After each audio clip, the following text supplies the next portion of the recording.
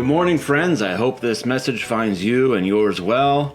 I hope you're enjoying the beautiful weather we had this week, even if you had a moment to go outside and get some fresh air or maybe take a walk.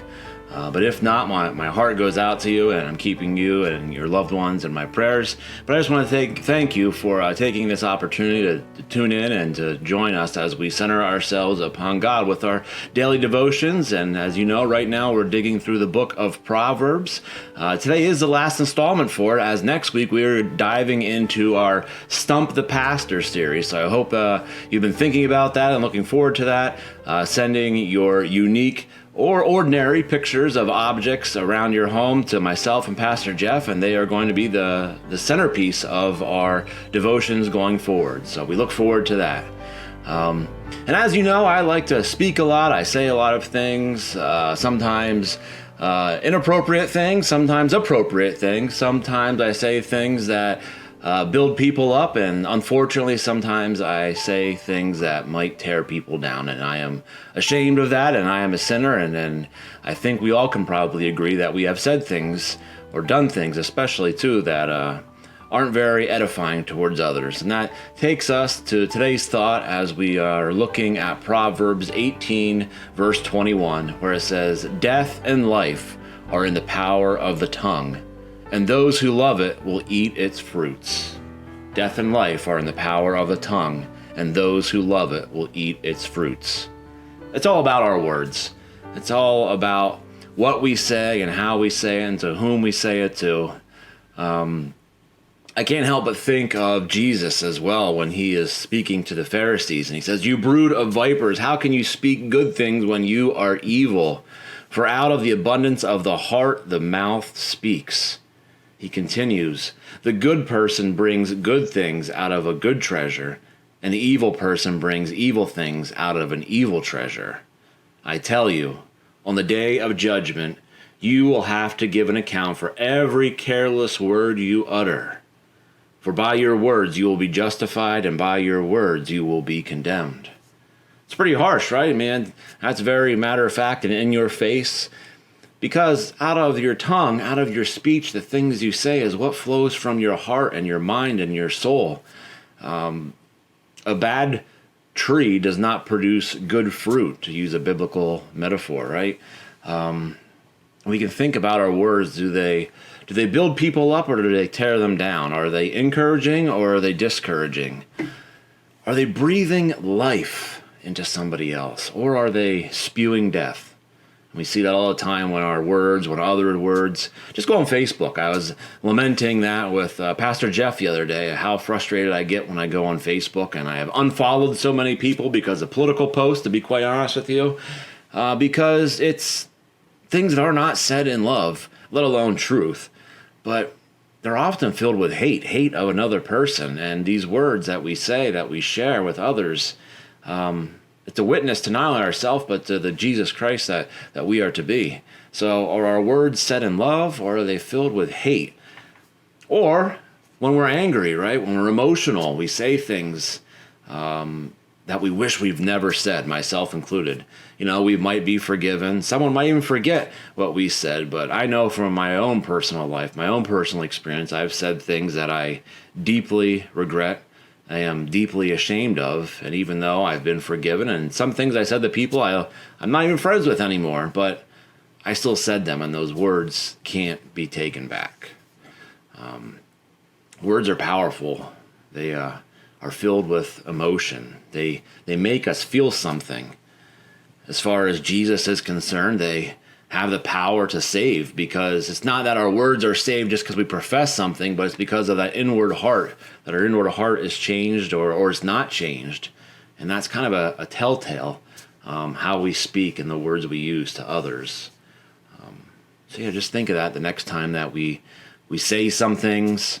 Are our words said in love? Are they building up, or are they tearing down and spewing death? Because we are known by our fruits. But I like to end coming back to the emotions of words and how they make us feel, because we've all have been, not only have we said words, I imagine, but you have had things said to you. Both times, in either instance, words that have built you up or have in fact torn you down. And Think about that for just a brief second. When someone said something very uplifting, very positive to you, you remember that. But you also remember when someone said something to you very negative and tore you down, and you felt like, this big. I like the phrase, people won't always remember what you say, but they will remember how you made them feel. They might not remember the words you say, but they're going to remember how those words made you feel, how they made us feel.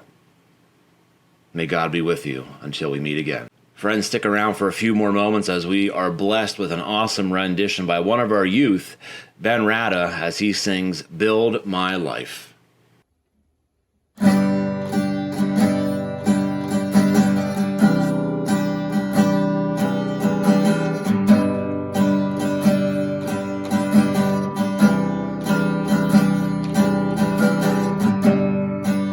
Worthy of every song we could ever sing,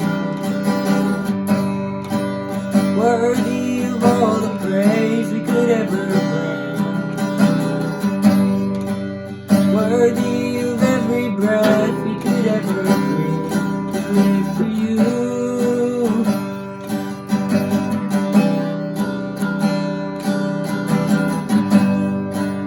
Jesus, the name above every other name. Jesus, the only one who could ever save. Worthy of every breath we could ever breathe. We live for you.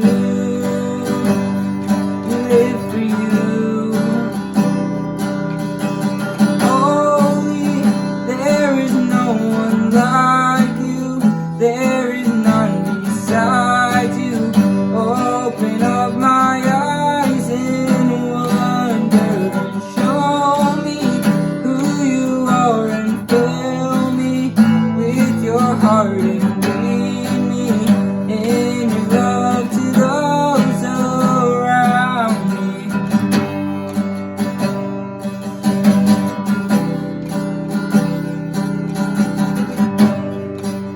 Jesus, the name above every other name.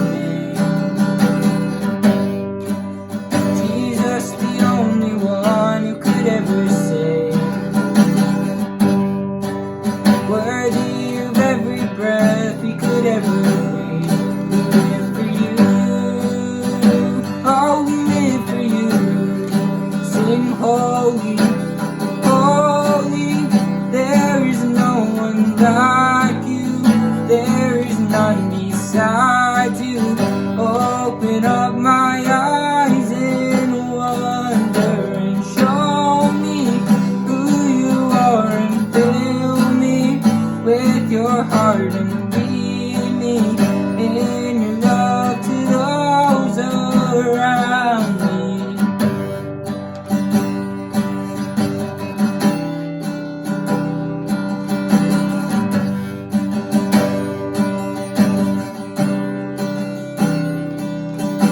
And I will build my life upon your love. It is a firm foundation, and I will put my trust in you alone, and I will not be shaken, and I will build my life upon your love. It is a firm foundation, and I will put my trust in you alone, and I will not be shaken. Holy, there is no one like you. There is none beside you.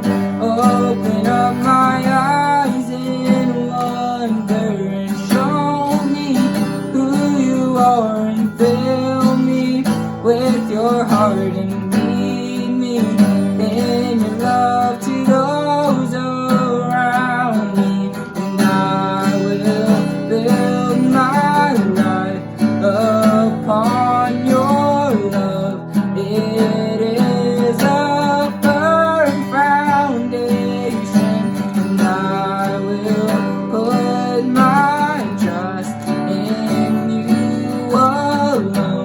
and I will not be shaken, and I will build my life upon your love.